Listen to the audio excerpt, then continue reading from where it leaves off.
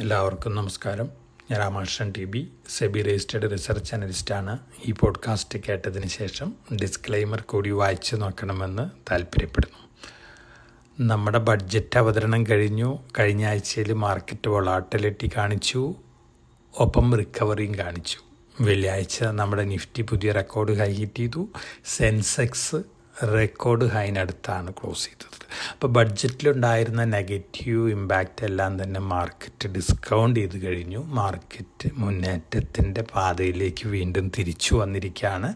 ഒപ്പം കഴിഞ്ഞ ആഴ്ചയിൽ നമ്മൾ ഗ്ലോബൽ മാർക്കറ്റ് സിറ്റുവേഷൻ നോക്കുകയാണെങ്കിൽ ജപ്പാനിൽ വലിയ രീതിയിലൊരു വൊളാറ്റിലിറ്റിയാണ് കണ്ടത്, സെൽ ഓഫും കണ്ടു. ഒപ്പം അമേരിക്കയിൽ കഴിഞ്ഞ തിങ്കളാഴ്ച record high Dow Jones hit ചെയ്തതിന് ശേഷം ടെക്നോളജി സ്റ്റോക്കുകളിൽ നല്ല സെൽ ഓഫ് കണ്ടിരുന്നു. വ്യാഴാഴ്ച US GDP ഡാറ്റ വന്നു, എബ് എക്സ്പെക്റ്റേഷൻ ആയിരുന്നു. വെള്ളിയാഴ്ച inflation related personal consumption expenditure data വന്നു, ബിലോ എക്സ്പെക്റ്റേഷൻ ആയിരുന്നു. ഇനി ഈ ആഴ്ച ജൂലൈ 31 US ഫെഡറിൻ്റെ ഡിസിഷൻ വരും.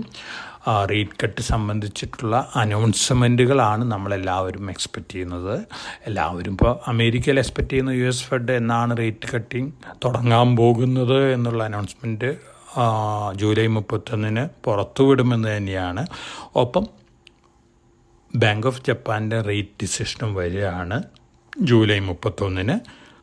ബാങ്ക് ഓഫ് ജപ്പാൻ റേറ്റ് കൂട്ടാനാണ് തീരുമാനിക്കുന്നതെങ്കിൽ തീർച്ചയായിട്ടും ഒരു yen ക്യാരി ട്രേഡൊക്കെ കൺവെൻറ്റ് ചെയ്യാനുള്ള ചാൻസസ് ഉണ്ട് ഗ്ലോബൽ മാർക്കറ്റുകളിൽ. ഇതിൻ്റെ ഭീതിയിലാണ് കഴിഞ്ഞ ആഴ്ചയിൽ വലിയ വൊളാറ്റിലിറ്റിയൊക്കെ ജാപ്പനീസ് മാർക്കറ്റിലൊക്കെ കണ്ടത്. തീർച്ചയായിട്ടും അത്തരത്തിലുള്ള അനൗൺസ്മെൻറ്റ് വരുമ്പോൾ ഇനിയും ഒരു പക്ഷേ വൊളാറ്റിലിറ്റിയൊക്കെ വന്നേക്കാം. yen ക്യാരി ട്രേഡ് അൺവെൻഡ് ചെയ്യുകയാണെങ്കിൽ, വലിയ രീതിയിൽ അൺവെൻഡ് ചെയ്യുകയാണെങ്കിൽ വലിയ വൊളാറ്റിലിറ്റിയൊക്കെ ഗ്ലോബൽ മാർക്കറ്റിൽ കാണാം. കാരണം $4 trillion worth yen Japanese institutions low റേറ്റിൽ ജപ്പാനിൽ നിന്ന് ബോറോ ചെയ്ത് ഓവർസീസ് മാർക്കറ്റുകളിൽ ഇൻവെസ്റ്റ് ചെയ്തിട്ടുള്ളത്. അപ്പോൾ ജപ്പാനിൽ ഇൻട്രസ്റ്റ് റേറ്റ് കൂട്ടുമ്പോൾ തീർച്ചയായിട്ടും ഈ ഇൻസ്റ്റിറ്റ്യൂഷനെ സംബന്ധിച്ച് നഷ്ടമാണ്. അതുകൊണ്ട് ഇമ്മീഡിയറ്റ് ആയിട്ട് റീപേ ചെയ്യാൻ നോക്കും. അങ്ങനെ വരുമ്പോൾ ഓവർസീസ് ഇൻവെസ്റ്റ്മെൻറ്റുകൾ ഡൈവെസ്റ്റ് ചെയ്ത് തിരിച്ച് ജപ്പാനിലേക്ക് കൊണ്ടുവരും. അപ്പോഴാണ് yen ക്യാരി ട്രേഡ് അൺവൈൻഡ് ചെയ്യുന്നത്. അപ്പോൾ അത്തരത്തിലുള്ള ഡൈവെസ്റ്റ്മെൻറ്റ് വരുമ്പോൾ ഗ്ലോബൽ മാർക്കറ്റിലൊക്കെ സെൽ ഓഫ് വന്നേക്കാം. അത് ഒരുപക്ഷെ ഡെറ്റ് മാർക്കറ്റുകളിലും അതുപോലെ തന്നെ ഇക്വിറ്റി മാർക്കറ്റുകളിലൊക്കെ അതിൻ്റെ ഇമ്പാക്റ്റ് വന്നേക്കാം. അതും കൂടി നമ്മൾ എക്സ്പെക്റ്റ് ചെയ്യേണ്ട ഒരു ഇവൻ്റാണ് ഈ ആഴ്ചയിൽ. അപ്പോൾ 2 ഇവൻറ്റുകളാണ് നമുക്ക് ഈ ആഴ്ച ഒരുപക്ഷെ നമ്മുടെ Q1 റിസൾട്ട് കൂടി കണക്കിലെടുക്കുകയാണെങ്കിൽ 3 ഇവൻറ്റുകളാണ് ഈ ആഴ്ച ഉള്ളത്. Q1 റിസൾട്ടുകൾ അടുത്ത ദിവസങ്ങളിൽ വരാനുള്ളത്, ജാപ്പനീസ് ഡിസിഷൻ, അതുപോലെ തന്നെ US ഫെഡിൻ്റെ ഡിസിഷൻ. ഇനി കമോഡിറ്റി നോക്കുകയാണെങ്കിൽ നമ്മൾ വീക്ക് ടു വീക്ക് നോക്കുകയാണെങ്കിൽ ഗോൾഡ് അതുപോലെ തന്നെ ക്രൂഡൊക്കെ താഴെയാണ് ക്ലോസ് ചെയ്തിട്ടുള്ളത്. ഓൾമോസ്റ്റ് എല്ലാ കമോഡിറ്റികളും താഴെയാണ്. ഗോൾഡ് സ്ലൈറ്റ്ലി വീക്കാണെന്ന് മാത്രമേ $2388.7 പെർ ഔൺസിനാണ് ഓഗസ്റ്റ് ഫ്യൂച്ചേഴ്സ് ക്ലോസ് ചെയ്തിട്ടുള്ളത്. ബ്രന്റ് ക്രൂഡ് ഓയിൽ $80.58 പെർ ബാരലിനാണ് ക്ലോസ് ചെയ്തിട്ടുള്ളത്. ബ്രന്റ് ക്രൂഡ് ഓയിലിൻ്റെ പ്രൈസ് താഴെ പോകുന്നത് നമ്മളെ സംബന്ധിച്ച് പോസിറ്റീവാണ്. കാരണം നമ്മൾ ഏറ്റവും കൂടുതൽ ഇമ്പോർട്ട് ചെയ്യുന്നൊരു കമോഡിറ്റിയും കൂടിയാണ്. ഇനി മറ്റു ന്യൂസ് ഫ്ലോസ് ഒക്കെ നോക്കുകയാണെങ്കിൽ, ഇൻ്റർനാഷണൽ ന്യൂസ് ഫ്ലോസ് നോക്കുകയാണെങ്കിൽ ചൈനയുടെ ജൂൺ മാസത്തെ ഇൻഡസ്ട്രിയൽ പ്രോഫിറ്റ് ഡാറ്റ വന്നിരുന്നു. എബോവ് എക്സ്പെക്റ്റേഷനാണ്. 3.6% ഗ്രോത്ത് കാണിച്ചിരിക്കുന്നത്. ഇത് സൂചിപ്പിക്കുന്നത് ചൈനീസ് മാനുഫാക്ചറിങ് റിബൗണ്ട് ചെയ്ത് തുടങ്ങിയിരിക്കുന്നു എന്ന് തന്നെയാണ്. തീർച്ചയായിട്ടും ചൈനീസ് എക്കണോമിനെ സംബന്ധിച്ച് പോസിറ്റീവാണ്. ഒപ്പം കഴിഞ്ഞ ആഴ്ചയിൽ Chinese central bank interest rate cut ചെയ്തിരുന്നു. റെക്കോർഡ് ലോ ലെവലിലാണ് ഇപ്പോൾ ചൈനീസ് ഇൻട്രസ്റ്റ് റേറ്റ് നിൽക്കുന്നത്. അതിൻ്റെ ഒരു പോസിറ്റീവ് ഇമ്പാക്റ്റും ചൈനീസ് കോർപ്പറേറ്റുകൾക്കും അതുപോലെ തന്നെ ചൈനീസ് എക്കണോമിക്കും കാണാനുള്ള ചാൻസസ് ഉണ്ട്. അപ്പോൾ അടുത്ത മാസങ്ങളിൽ ഒരു പക്ഷേ ചൈനീസ് റിക്കവറി നമുക്ക് പ്രതീക്ഷിക്കാനായിട്ട് സാധിക്കും. അതോടൊപ്പം തന്നെ ഇപ്പം നമ്മൾ ഗൂഗിൾ സെർച്ച് എഞ്ചിനാണ് യൂസ് ചെയ്യുന്നത് എല്ലാവരും. ഇനി ChatGPT, അതായത് OpenAIയുടെ ഒരു സെർച്ച് എഞ്ചിനും കൂടി വരാൻ പോവുകയാണ്, സെർച്ച് GPT. ഇത് വരുമ്പോൾ ഒരു കോമ്പറ്റീഷൻ വരികയാണ്. ഒരു പക്ഷേ ഇൻ്റർനാഷണൽ ലെവലിൽ ആൽഫബറ്റ് സ്റ്റോക്കിൻ്റെ പ്രൈസിൽ ഒരു പക്ഷേ നെഗറ്റീവ്ലി ഇമ്പാക്റ്റഡ് ആവാനായിട്ട് ചാൻസസ് ഉണ്ട് ഈ ന്യൂസ്. ഇത് നിങ്ങളുടെ അറിവിലേക്കായിട്ട് തന്നതാണ്. കാരണം ഗൂഗിളിന് പകരം നാളെ ഒരു പക്ഷേ നമ്മൾ സെർച്ച് GPT എന്ന് പറയുന്ന ChatGPTയുടെ സെർച്ച് എഞ്ചിനിൽ സെർച്ച് ചെയ്യാനായിട്ട് സാധിക്കും. വളരെ ഇമ്മീഡിയറ്റ് ആയിട്ട് നമുക്ക് ജനറേറ്റീവ് ആർട്ടിഫിഷ്യൽ ഇൻ്റലിജൻസ് ടൂളുകളൊക്കെ ഇതിൽ അപ്ലൈ ചെയ്യാനും പറ്റും. ഇപ്പോൾ തന്നെ ഗൂഗിളിൽ ഈ ഓപ്ഷൻ ഉണ്ട്. ജെമിനി AI ഇൻ്റഗ്രേറ്റഡ് ആയിട്ടാണ് വരുന്നത്. പക്ഷേ വളരെ എഫക്റ്റീവായിട്ട് റൺ ചെയ്യുന്ന ജനറേറ്റീവ് AI ChatGPT ആണ്. അതുകൊണ്ട് ഓപ്പൺ AI ഇൻട്രൊഡ്യൂസ് ചെയ്യുമ്പോൾ അതിൻ്റേതായ ഇമ്പാക്റ്റ് കാണാനുള്ള ചാൻസസ് വളരെ കൂടുതലാണ്. ഇനി നമ്മൾ സ്റ്റോക്ക് സ്പെസിഫിക് ആയിട്ടുള്ള ന്യൂസ് ഫ്ലോസ് നോക്കുകയാണെങ്കിൽ ആദ്യത്തെ ബിർള ഗ്രൂപ്പും കൂടി ജ്വല്ലറി സെക്ടറിലേക്ക് കടന്നിരിക്കുകയാണ്. ഇന്ദ്രിയ എന്ന് പറഞ്ഞിട്ടാണ് അവർ ഷോറൂമുകൾ ഓപ്പൺ ചെയ്യാൻ പോകുന്നത്. 3 സിറ്റീസിലാണ് ഇപ്പോൾ ഓൾറെഡി ഓപ്പൺ ചെയ്യാൻ പോകുന്നത്. ഇമ്മീഡിയറ്റ് ആയിട്ട് 10 സിറ്റികളിലും കൂടി അടുത്ത 6 മാസങ്ങളിൽ ഓപ്പൺ ചെയ്യാൻ പോവുകയാണ്. തീർച്ചയായിട്ടും ആദിത്യ ബിർള ഗ്രൂപ്പിനെ സംബന്ധിച്ച് പോസിറ്റീവായിട്ടുള്ള ന്യൂസാണ്. പ്രത്യേകിച്ച് AB ക്യാപിറ്റലിന് ഇത് വളരെ പോസിറ്റീവായിട്ടുള്ള ന്യൂസ് തന്നെയാണ്. യെസ് ബാങ്കിലിപ്പോൾ മെജോറിറ്റി ഹോൾഡ് ചെയ്യുന്നത് സ്റ്റേറ്റ് ബാങ്ക്, അതുപോലെ തന്നെ HDFC ബാങ്ക് തുടങ്ങിയിട്ടുള്ള ബാങ്കുകളാണ്. ഇവർ അവരുടെ സ്റ്റേക്ക് വിൽക്കാനുള്ള തീരുമാനത്തിലാണ്. യെസ് ബാങ്കിനെ സംബന്ധിച്ച് നോക്കുകയാണെങ്കിൽ പുതിയ ഒരു സ്ട്രോങ് പ്രൊമോട്ടറെ കിട്ടിയേക്കാം. ഒപ്പം Q1 റിസൾട്ടും യെസ് ബാങ്കിൻ്റെ ബെറ്റർ ആയിരുന്നു. അതുകൊണ്ട് തന്നെ ഒരു പോസിറ്റീവ് റിയാക്ഷൻ ഈ ബാങ്കുകളും അതുപോലെ തന്നെ യെസ് ബാങ്കും കാണിക്കാനുള്ള ചാൻസ് തന്നെയാണ് കാണുന്നത് അടുത്ത ദിവസങ്ങളിൽ. Phoenix Mills July 31 board meeting വിളിച്ചിട്ടുണ്ട്. ബോണസ് ഇഷ്യൂ ആണ് അജണ്ട. കഴിഞ്ഞ ബോണസ് അനൗൺസ് ചെയ്ത് 2005 4:1 ആയിരുന്നു റേഷ്യോ. അതായത് ഒരു ഷെയറിന് 4 ഷെയറാണ് 2005 അനൗൺസ് ചെയ്തിരുന്നത്. ജൂലൈ 31 ഡിസിഷന് ശേഷം നമുക്ക് ഇപ്രാവശ്യത്തെ റേഷ്യോ എന്തായിരിക്കും എന്നുള്ളത് അറിയാനായിട്ട് സാധിക്കുള്ളൂ. ഒരുപക്ഷെ ലിബറൽ അനൗൺസ്മെൻ്റ് തന്നെ ആയിരിക്കാം. ഓല ഇലക്ട്രിക് IPO വരികയാണ്. ഓഗസ്റ്റ് 2 ഓപ്പൺ ആവും. ഇപ്പോഴും ലോസിൽ ഓടിക്കൊണ്ടിരിക്കുന്ന സ്റ്റാർട്ടപ്പ് കമ്പനിയാണ്. പക്ഷേ ഇന്ത്യയിൽ വലിയ രീതിയിൽ ചലനങ്ങൾ, പ്രത്യേകിച്ച് ഇലക്ട്രിക് 2 വീലർ രംഗത്ത് ചലനങ്ങൾ ഉണ്ടാക്കിയിട്ടുള്ളൊരു കമ്പനിയാണ്. വലിയ രീതിയിലുള്ള ഇൻഫ്ലോ ഒക്കെ വരാനുള്ള ചാൻസസ് ഉണ്ട് ഈ IPOയിലേക്ക്. BHELന് 10,000 കോടി രൂപയുടെ ഓർഡർ കിട്ടിയിരിക്കുകയാണ്. ജാർഖണ്ഡിൽ നിന്നാണ്. BHELനെ സംബന്ധിച്ച് പോസിറ്റീവായിട്ട് ന്യൂസാണ്. SJVN പമ്പ്ഡ് സ്റ്റോറേജ് പ്രോജക്റ്റുകൾക്കുള്ള ഓർഡർ കിട്ടിയിട്ടുണ്ട്. 13,947.5 കോടി രൂപയുടെ ഓർഡറാണ്. 72 മാസം കൊണ്ട് കംപ്ലീറ്റഡ് ആക്കണം. തീർച്ചയായിട്ടും SJVനെ സംബന്ധിച്ച് വളരെ പോസിറ്റീവാണ്. പ്രത്യേകിച്ച് ബഡ്ജറ്റിൽ പമ്പ്ഡ് സ്റ്റോറേജ് പ്രോജക്റ്റുകൾക്ക് ആനുകൂല്യങ്ങളും വന്നിട്ടുണ്ട്. പോസിറ്റീവായിട്ടുള്ള ന്യൂസാണ്. BSNL നമ്മളൊക്കെ ജനിച്ച് തുടങ്ങിയ കാലം മുതൽ ടെലികോം സർവീസസൊക്കെ എൻജോയ് ചെയ്ത് വന്നിട്ടുള്ളതാണ്. പിന്നീട് ജിയോ വന്നു, എയർടെൽ വന്നു, വൊഡാഫോണൊക്കെ വന്നു. നമ്മൾ ഫെസിലിറ്റി നോക്കി ജിയോയിലേക്കും എയർടെല്ലിലേക്കും വൊഡാഫോണിലേക്കൊക്കെ മാറി. ഇപ്പോൾ താരിഫ് ഹൈക്ക് ചെയ്തോടുകൂടി ജനങ്ങൾ വീണ്ടും BSNലേക്ക് മാറിക്കൊണ്ടിരിക്കുകയാണ്. ഒപ്പം BSNL 4G 5G ഇംപ്ലിമെൻറ്റേഷനുള്ള ഓർഡർ TCSനും കൂടി കൊടുത്തിരിക്കുകയാണ്. TCS ആണെങ്കിൽ ഈ ഓർഡർ കൊടുത്തിരിക്കുന്നത് അവർ തന്നെ സിസ്റ്റർ കൺസേൺ ആയിട്ടുള്ള തേജസ്സിനാണ്. ഒപ്പം BSNL 1,130 കോടി രൂപയുടെ ഓർഡർ HFCLനും കൊടുത്തിട്ടുണ്ട്. ഒപ്റ്റിക്കൽ ഫൈബർ കേബിളിനും റിലേറ്റഡ് എക്യുപ്മെൻറ്റുകൾക്കും കൂടിയാണ്. ഒപ്പം MTNL മറ്റൊരു ടെലികോം കമ്പനിയാണ്, PSU കമ്പനിയാണ്. BSNLൻ്റെ ഒപ്പം ചേർന്നുകൊണ്ട് വീണ്ടും ടെലികോം സർവീസസ് കൊടുക്കാനുള്ള തയ്യാറെടുപ്പിലാണെന്നാണ് ന്യൂസുകൾ പറയുന്നത്. അപ്പോൾ തീർച്ചയായിട്ടും BSNLൻ്റെ റിവൈവൽ തേജസ്സിനും HFCLനും MTNLനും TCSനൊക്കെ പോസിറ്റീവാണ്. പ്രത്യേകിച്ച് തേജസ് നെറ്റ്വർക്കിന്. കാരണം അവരുടെ റവന്യൂ ഒക്കെ മൾട്ടിഫോൾഡ് ഇൻക്രീസ് ആവാൻ പോവുകയാണ്. പ്രോഫിറ്റബിലിറ്റിയും കൂടും. കറണ്ട് ലെവലിൽ നിന്ന് ഒരു പക്ഷേ വീണ്ടും 100% അപ്രീസിയേഷൻ അടുത്ത 2 ഇയറിനുള്ളിൽ കിട്ടാൻ ചാൻസ് ഉള്ളൊരു കമ്പനിയാണ് തേജസ്. നമ്മുടെ തന്നെ ടോപ്പ് പിക്കുകളിലൊന്നാണ്. നമ്മുടെ ഇൻവെസ്റ്റേഴ്സിനൊക്കെ അറൗണ്ട് 200% തന്നെ റിട്ടേൺ കിട്ടിക്കഴിഞ്ഞിട്ടുണ്ട് ഓൾറെഡി. എന്നിരുന്നാലും ഫർദർ മുന്നേറാൻ ചാൻസസ് ഉള്ളൊരു കമ്പനിയാണ് തേജസ് നെറ്റ്വർക്ക്. ഒപ്പം HFCL ആദ്യമേ തൊട്ട് ധാരാളം കോൺട്രവേഴ്സിയിലൊക്കെ ഉണ്ടായിരുന്ന കമ്പനിയാണ്. പക്ഷേ മാനേജ്മെൻറ്റ് വളരെ ഡിസിപ്ലിനോട് കൂടിയിട്ടാണ് ആ സെഗ്മെൻറ്റിൽ പിടിച്ചു നിന്നിട്ടത്.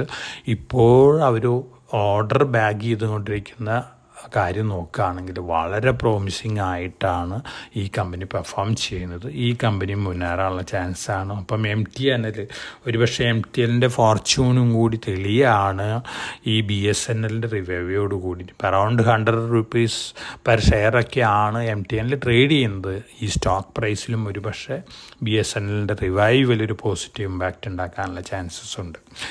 L&T കഴിഞ്ഞ ആഴ്ചയിൽ Q1 റിസൾട്ട് പുറത്തു വിട്ടിരുന്നു. എക്സലൻ്റ് റിസൾട്ട് തന്നെയാണ് വന്നിരുന്നു. ഒപ്പം ഗൈഡൻസ് L&Tയിൽ വന്നിട്ടുണ്ട്. വളരെ വളരെ പ്രോമിസിങ് ആണ്. ഇപ്പോൾ L&Tയുടെ ഓർഡർ ബുക്ക് നിൽക്കുന്നത് 4.9 ലക്ഷം കോടി രൂപയുടെ ഓർഡർ ബുക്കാണ്. ഈ ഫിനാൻഷ്യൽ ഇയർ എൻഡ് ആകുമ്പോൾ അത് 9 ലക്ഷം കോടിയായിട്ട് മാറുമെന്നാണ് പറയുന്നിട്ടുള്ളത്. വളരെ പ്രോമിസിങ് ആയിട്ടുള്ള ന്യൂസാണ്. കാരണം ഓൾമോസ്റ്റ് 100% അപ്രിസിയേഷനാണ് ഓർഡർ ബുക്കിൽ വരാൻ പോകുന്നത്. ഒപ്പം അവർ റിന്യൂവബിൾ എനർജി രംഗത്തും വലിയ രീതിയിലുള്ള ഓർഡേഴ്സൊക്കെ കിട്ടിക്കൊണ്ടിരിക്കുകയാണ്. ഓവർസീസ് ഓർഡേഴ്സ് കിട്ടിക്കൊണ്ടിരിക്കുകയാണ്. LNT വളരെ സ്റ്റേബിളായിട്ട് വളരെ സ്ട്രോങ് ആയിട്ട് മുന്നേറാൻ സാധ്യതയുള്ളൊരു കോൺഗ്ലോമറേറ്റാണ്, ഇൻഫ്രാ കോൺഗ്ലോമറേറ്റാണ്. ബഡ്ജറ്റിലെ ക്യാപെക്സ് ഇൻക്രീസും കണ്ടിന്യൂവേഷനും ഒക്കെ ഇൻഫ്രാ കമ്പനികൾക്ക് പോസിറ്റീവാണ്. പ്രത്യേകിച്ച് LNTയെ പോലെ ഒരു ഡൈവേഴ്സിഫൈഡ് ഇൻഫ്രാ കമ്പനിക്ക് വളരെ പോസിറ്റീവാണ്. അതുകൊണ്ട് LNT നല്ല രീതിയിൽ മുന്നേറാനുള്ള ചാൻസ് തന്നെയാണ്. ലോങ് ടൈം പോയിൻ്റ് ഓഫ് വ്യൂവിൽ ഇൻഫ്രാ കമ്പനികളിൽ ഇൻവെസ്റ്റ് ചെയ്യുന്ന ഇൻവെസ്റ്റേഴ്സിനെ സംബന്ധിച്ച് ധൈര്യമായിട്ട് ഇൻവെസ്റ്റ് ചെയ്യാവുന്ന ഒരു സ്ട്രോങ് പിക്കാണ് LNT. മറ്റൊരു കമ്പനി ഈ ബഡ്ജറ്റിൽ നിന്ന് ഏറ്റവും കൂടുതൽ ആനുകൂല്യങ്ങൾ ഉണ്ടാക്കിയിട്ടുള്ളൊരു കമ്പനിയാണ് ബോറോസിൽ റിന്യൂവബിൾസ്. റിന്യൂവബിൾ എനർജി രംഗത്ത് സോളാർ പാനലുകളിൽ ഉപയോഗിക്കുന്ന ഗ്ലാസ് ഉണ്ടാക്കുന്ന ഒരു കമ്പനിയാണ്. വളരെ തിന്നായിട്ടുള്ള ഗ്ലാസ് ഉണ്ടാക്കാനുള്ള ടെക്നോളജിയുള്ള കമ്പനിയാണ്. പക്ഷേ മറ്റ് പല രാജ്യങ്ങളിൽ നിന്നും ഇതുവരെ ഇവിടെ ഡംപ് ചെയ്യായിരുന്നു ഗ്ലാസ്സുകൾ. അതുകൊണ്ട് ഈ കമ്പനീനെ സംബന്ധിച്ച് പെർഫോം ചെയ്യാൻ പറ്റിയില്ല. പക്ഷേ ബഡ്ജറ്റിൽ ഇത്തരത്തിലുള്ള ഡംപിങ്ങിന് അഗൻസ്റ്റ് ആയിട്ട് ഡ്യൂട്ടി ഏർപ്പെടുത്തിയിരിക്കുകയാണ് 10%. അതുകൊണ്ട് ബോറോസിൽ റിന്യൂവബിളിൻ്റെ ഫോർച്യൂണും കൂടി തെളിയാണ്.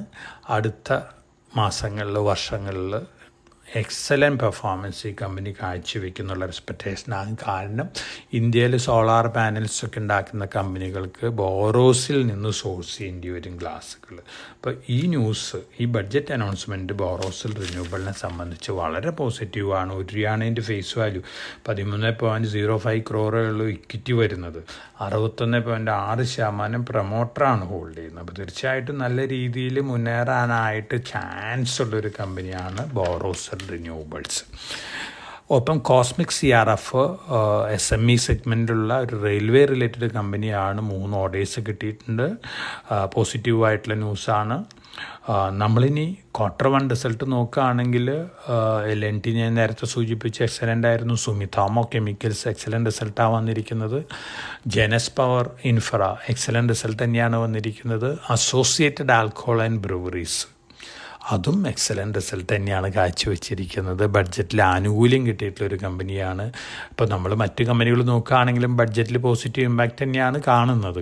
ഒപ്പം Punjab national bank excellent Q1 റിസൾട്ടാണ് പുറത്തുവിട്ടിരിക്കുന്നത്. കറണ്ട് ലെവലിൽ നിന്നൊരു പക്ഷേ 30 to 40% appreciation medium to long ടൈമിൽ കിട്ടാൻ ചാൻസ് ഉള്ളൊരു ബാങ്കിങ് സ്റ്റോക്കാണ്.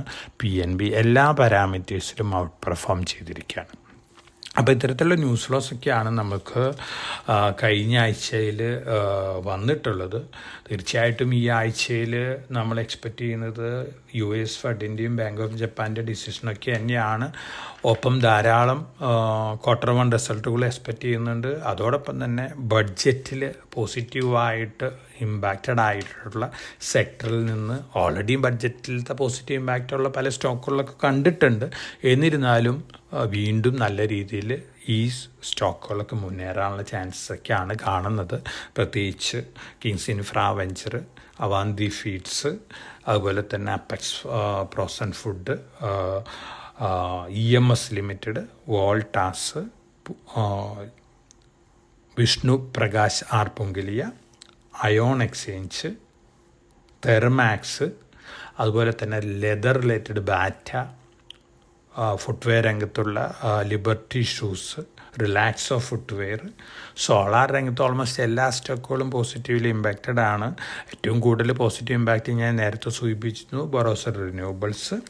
ഡിജിറ്റൽ ഇൻഫ്രാ രംഗത്തുള്ള കമ്പനികളുടെ പ്രോട്ടിയാൻ, ഇ ഗവർണൻസ്, CAMS, CDS ഈ കമ്പനികളും പോസിറ്റീവ്ലി ഇമ്പാക്റ്റഡ് ആണ്. ക്രിട്ടിക്കൽ മിനറൽ മിഷൻ തന്നെ ഗവൺമെൻറ് അനൗൺസ് ചെയ്തിരിക്കുകയാണ്. ഇതിൽ പോസിറ്റീവായിട്ട് ഇമ്പാക്റ്റ് കിട്ടാൻ പോകുന്നത് വേദാന്ത, ഹിന്ദുസ്ഥാൻ സിങ്ക് അത്തരത്തിലുള്ള കമ്പനികൾക്കാണ്. അതുപോലെ തന്നെ എംപ്ലോയ്മെൻറ്റ് ജനറേഷന് വേണ്ടി ഗവൺമെൻറ് അനൗൺസ് ചെയ്തിട്ടുള്ള സ്കീമുകൾ പോസിറ്റീവ്ലി ഇമ്പാക്റ്റ് ചെയ്യാൻ പോകുന്നത് Quest Corporation, team lease, NIT learning solution ഇത്തരത്തിലുള്ള കമ്പനികൾക്കാണ്. അഗ്രി റിലേറ്റഡ് അനൗൺസ്മെൻറ്റുകൾ പോസിറ്റീവ്ലി ഇമ്പാക്റ്റഡ് ആവാൻ പോകുന്നത് കാവേരി സീഡ് പോലുള്ള കമ്പനികൾക്കും മറ്റ് അഗ്രോ കെമിക്കൽ കമ്പനികൾക്കൊക്കെയാണ്. ഇൻഫ്ര പൊതുവെ ഓൾമോസ്റ്റ് എല്ലാ കമ്പനികൾക്കും പോസിറ്റീവ് ഇമ്പാക്റ്റ് തന്നെയാണ് നൽകാൻ പോകുന്നത്. പ്രത്യേകിച്ച് സിമൻറ്റ് കമ്പനികൾ, LNT പോലുള്ള കമ്പനികൾക്കെല്ലാം തന്നെ പോസിറ്റീവ് ഇമ്പാക്റ്റാണ്. ഷിപ്പിംഗ് സെക്ടറിന് അനൗൺസ് ചെയ്തിട്ടുള്ള ആനുകൂല്യങ്ങളെല്ലാം തന്നെ കൊച്ചിൻ ഷിപ്പ് യാർഡ്, അതുപോലെ സ്വാൻ എനർജി, GRSE കമ്പനികളെ സംബന്ധിച്ചൊക്കെ പോസിറ്റീവായിട്ടുള്ള ഇമ്പാക്റ്റാണ് നൽകാൻ പോകുന്നത്. അതോടൊപ്പം തന്നെ ഭൂ ആധാർ റൂറൽ ലാൻഡുകളിലൊക്കെ ഡിജിറ്റലൈസ് ചെയ്യാൻ പോവാണ്. അതുപോലെ തന്നെ അർബൻ ലാൻഡ് പാർസലും ഡിജിറ്റലൈസ് ചെയ്യാൻ പോവാണ്. അങ്ങനെ വരുമ്പോൾ സർവേ ഒക്കെ നടത്തുന്നതൊക്കെ സാറ്റലൈറ്റ് കമ്മ്യൂണിക്കേഷൻസ് യൂസ് ചെയ്തിട്ട് കൊണ്ടാണ്. അത്തരത്തിൽ ആ സെഗ്മെൻറ്റിൽ പ്രവർത്തിക്കുന്ന സയൻറ്റ് ലിമിറ്റഡ്, ജെനേസിസ് ഇൻ്റർനാഷണൽ, സൈബർ ടെക്, അതുപോലെ തന്നെ സീസ് ഇൻഫോസിസ്റ്റം, മാപ്പ് മൈ ഇന്ത്യ ഈ കമ്പനികളെ സംബന്ധിച്ചൊക്കെ അത് പോസിറ്റീവാണ്. ലോങ് റണ്ണിൽ ഈ കമ്പനികളൊക്കെ വീണ്ടും നല്ല രീതിയിൽ മുന്നേറാനുള്ള ചാൻസ് തന്നെയാണ് കാണുന്നത്. ഇത്രയ്ക്കുള്ള ന്യൂസുകളാണ്, ഇത്തരത്തിലുള്ള അനൗൺസ്മെൻറ്റുകളാണ് ബഡ്ജറ്റിന് ശേഷം വലിയ രീതിയിലുള്ള ഇമ്പാക്റ്റൊക്കെ ഉണ്ടാക്കിയിട്ടുള്ളത്. അതോടൊപ്പം തന്നെ കസ്റ്റംസ് ഡ്യൂട്ടി ഗോൾഡിൻ്റെയും പ്രഷ്യസ് മെറ്റലിൻ്റെയും കുറച്ചത് വളരെ പോസിറ്റീവായിട്ടാണ് ജുവല്ലറി ഷെയർസിന് ഇമ്പാക്റ്റ് ചെയ്തിട്ടുള്ളത്. ഈ ജുവല്ലറി ഷെയർസ് തീർച്ചയായിട്ടും അടുത്ത ദിവസങ്ങളിലും നല്ല രീതിയിൽ മുന്നേറുന്നുള്ള എക്സ്പെക്റ്റേഷനാണ്. അതോടൊപ്പം തന്നെ ഗോൾഡിൻ്റെ റിക്കവറി നമുക്ക് എക്സ്പെക്റ്റ് ചെയ്യാം. US fed rate cut decision announce ചെയ്ത് കഴിഞ്ഞാൽ ഏറ്റവും കൂടുതൽ പോസിറ്റീവ് ഇമ്പാക്റ്റ് കിട്ടാൻ പോകുന്നത് ഗോൾഡിനും കൂടിയാണ്. അപ്പോൾ ഈ ഇവൻറ്റുകളെല്ലാം പ്രഷ്യസ് മെറ്റൽസിനും അതുപോലെ തന്നെ ഗോൾഡ് റിലേറ്റഡ് കമ്പനികളെ സംബന്ധിച്ചൊക്കെ വളരെ പോസിറ്റീവായിട്ട് ഇമ്പാക്റ്റ് നൽകുന്ന അനൗൺസ്മെൻറ്റുകളൊക്കെയാണ്. ഇപ്പോൾ ബഡ്ജറ്റ് ഓവറോൾ നോക്കുകയാണെങ്കിൽ നമ്മുടെ മാർക്കറ്റിനെ സംബന്ധിച്ച് ചെറിയ നെഗറ്റീവ് ഇമ്പാക്റ്റൊക്കെ നമ്മുടെ റിയൽ എസ്റ്റേറ്റ് രംഗത്തോട്ട long time capital gains tax റാഷണലൈസേഷനും അതുപോലെ തന്നെ ഇൻഡെക്സേഷൻ എടുത്ത് കളഞ്ഞതിൻ്റെ ഒരു ഇമ്പാക്റ്റൊക്കെ ഉണ്ട്. അത് മാറ്റി വെച്ച് കഴിഞ്ഞാൽ പൊതുവെ ബഡ്ജറ്റ് വന്നിരിക്കുന്നത് എക്കണോമിക്ക് ഫേവറബിളാണ്. വളരെ ഡിസിപ്ലിൻഡ് ആയിട്ടുള്ള ഒരു അപ്രോച്ചാണ് ധനകാര്യമന്ത്രി എടുത്തിട്ടുള്ളത്. അതുകൊണ്ട് തന്നെ നമ്മളെ സംബന്ധിച്ച് മാർക്കറ്റിനെ സംബന്ധിച്ച് നെഗറ്റീവ് ഇമ്പാക്റ്റൊന്നും വലിയ രീതിയിൽ ഉണ്ടാവാൻ പോകുന്നില്ല. മറിച്ച് ഗ്ലോബൽ ഇവൻറ്റുകൾ തീർച്ചയായിട്ടും അമേരിക്കൻ പ്രസിഡൻഷ്യൽ ഇലക്ഷൻ റിലേറ്റഡ് ന്യൂസുകൾ, US ഫെഡിൻ്റെ ഡിസിഷൻ, ബാങ്ക് ഓഫ് ജപ്പാൻ്റെ ഡിസിഷൻ, ഇതൊക്കെ ഒരുപക്ഷെ ഗ്ലോബൽ മാർക്കറ്റുകളിലും നമ്മുടെ മാർക്കറ്റിലൊക്കെ ഇമ്പാക്റ്റ് ഉണ്ടാക്കാനുള്ള ചാൻസസ് ഉണ്ട് അടുത്ത ദിവസങ്ങളിൽ. ഓവർ ആൻഡ് എബോവ് നമ്മുടെ Q1 റിസൾട്ടുകൾ, നല്ല റിസൾട്ടുകൾ അനൗൺസ് ചെയ്യുന്ന കമ്പനികൾ നല്ല രീതിയിൽ പെർഫോം ചെയ്യുന്നുള്ള എക്സ്പെക്റ്റേഷനാണുള്ളത്. ഇന്ന് ഏറ്റവും കൂടുതൽ പോസിറ്റീവായിട്ട് ഇമ്പാക്റ്റ് നൽകുന്ന ഒരു ന്യൂസ് വന്നിട്ടുണ്ട്. അത് പോസിറ്റീവിൽ ഇമ്പാക്റ്റ് ചെയ്യാൻ പോകുന്ന ഒരേ ഒരു കമ്പനീൻ്റെയാണ് നെൽക്കോ ലിമിറ്റഡ്. നെൽക്കോ ടാറ്റ ഗ്രൂപ്പിൻ്റെ ഒരു കമ്പനിയാണ്. നെൽക്കോൻ്റെ മെജോറിറ്റി ഹോൾഡ് ചെയ്യുന്നത് ടാറ്റ പവറാണ്. ടാറ്റ ഗ്രൂപ്പിൻ്റെ സാറ്റലൈറ്റ് കമ്മ്യൂണിക്കേഷൻ രംഗത്തുള്ളൊരു കമ്പനിയാണ്. ഫ്ലൈറ്റുകളിലും ഷിപ്പുകളിലൊക്കെ ഇൻ്റർനെറ്റ് സർവീസസ് പ്രൊവൈഡ് ചെയ്യാനായിട്ട് ഗവൺമെൻറ് ലൈസൻസ് ഉള്ളൊരു കമ്പനിയാണ്. ടാറ്റയുടെ അണ്ടറിലുള്ള വിസ്താര എയർലൈൻസ് ഇന്ത്യയിൽ ആദ്യമായിട്ട് ഇൻ്റർനെറ്റ് സർവീസസ് പ്രൊവൈഡ് ചെയ്യുന്നൊരു എയർലൈനായിട്ട് മാറിയിരിക്കുകയാണ്. ഇനീഷ്യലി ഇൻ്റർനാഷണൽ ഫ്ലയേഴ്സിനാണ് ഇത് ഓഫർ ചെയ്യുന്നത്. 20 മിനിറ്റ് ഫ്രീ ആണ്. ഫർദർ യൂസ് ചെയ്യണമെങ്കിൽ പേയ്മെൻറ്റ് കൊടുക്കണം. അങ്ങനെ പേയ്മെൻറ്റ് കൊടുത്താൽ നമ്മുടെ ഡേ ടു ഡേ ഓഫീസ് വർക്കൊക്കെ ഫ്ലൈറ്റിലിരുന്ന് നടത്താം. ഇനി വളരെ പോസിറ്റീവാണ്. ഡൊമസ്റ്റിക് ഫ്ലൈറ്റുകളിലൊന്നും അടുത്ത മാസങ്ങളിലൊക്കെ ഇംപ്ലിമെൻ്റ് ചെയ്യാനുള്ള ചാൻസസ് ഉണ്ട്.